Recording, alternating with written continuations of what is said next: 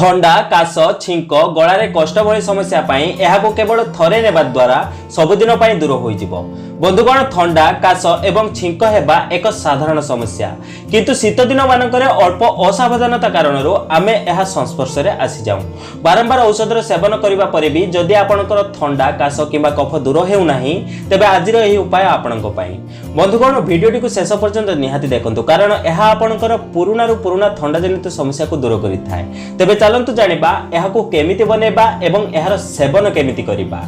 किंतु तापर मु आपण माने कहि रखिबि जदि आपण माने जे हम चैनल को सब्सक्राइब करना आती तबे तळथिबा सब्सक्राइब बटन ऊपर क्लिक करि हम चैनल को सब्सक्राइब करि नियंतु एवं पाखता नोटिफिकेशन बेल ऊपर निहाती क्लिक करंतु या द्वारा हम जो नूतन वीडियो अपलोड करिबि ता नोटिफिकेशन आपण माने प्रथम पाई परिबे एवं हम चैनल माध्यम रे बहु किछि सिखाने जिंस आपण माने सिखिबा को पाइबे एही उपचार को बनिया पई 2 कप पानी रो आपण को आवश्यकता पड़िबो एबे आपण को आवश्यक 1 चम्मच जीरा जीरा आपणक थंडा जनित समस्या पाई बहुत लाभदायक अटे साथरे यह आपणक मुंड बिंधा एवं बंध नाक को खोलिया पाई बहुत लाभदायक होइथाय आपण 2 कप पानी रे 1 चम्मच जीरा पकई एक पात्र रे फुटांतु एहाको सेते पर्यंत फुटांतु जेते पर्यंत आपणकर एही पानी 1.5 ग्लास न होई जिवो 1.5 ग्लास पानी रही गला परे आपण जीरा को छाणी नियंतु एवं ताहार पानी अलगा करि नियंतु एबे हमकु जीरा पानी मिली गला एबे हमकु आवश्यकता पड़िबो तुलसी पत्रर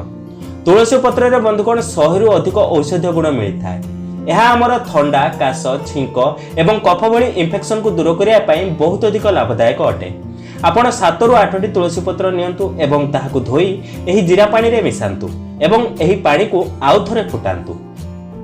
एबे आपनको आवश्यक अल्प अदा अदा आम शरीर थंडा को काढ़ी थाए एवं शरीर को गरम प्रदान करि थाए जहा द्वारा आम शरीर थंडा जनित समस्या बंचिकी रुहे आपण 1 चम्मच अदा को छेली एथिरे पकांतु एबे आमे यहाकू धीमा आंच रे धीरे धीरे गरम हेबा पई छाडी देबा जेबे एही 1.5 ग्लास पानी फुटी फुटी 1 ग्लास रही जिवो तेबे आपण एही पानी को छाणी अलगा करि नियंतु एबे हमर काढ़ा प्रस्तुत एही काढ़ा को अल्प मीठा करिया पई आमे एथिरे व्यवहार करिबा महू मीठा आनिबा सहित आम गळारे जदि कोनोसी प्रकारर संक्रमण होइथा ताहाकू मध्ये दूर करिथाय एठारे आपण निज स्वाद अनुसार 1 रु 2 चम्मच महूर प्रयोग करि परिबे ध्यान रखिबे बंधुगण जेबे एही काढ़ा गरम थिबो तेबे आपण एथिरे महू मिसांतु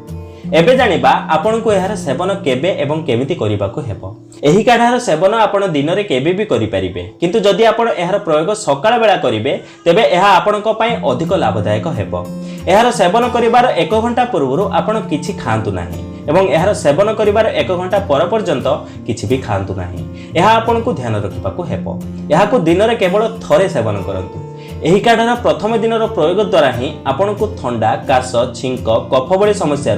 बहुत आराम देखा मिलिबो एवं पुरुना काश थंडा कफ एवं गला संक्रमण भली समस्या यार दैनंदिन सेवन द्वारा संपूर्ण भाव दूर हो जदि आज भिडियोटी आपको टिके भल लगे तेज गोटे लाइक करूँ और एमती प्रकार भिडियो देखा आम चैनल को सब्सक्राइब करूँ तेज बंधुगण आज पुणी देखा एक नूतन सुंदर अध्याय धन्यवाद।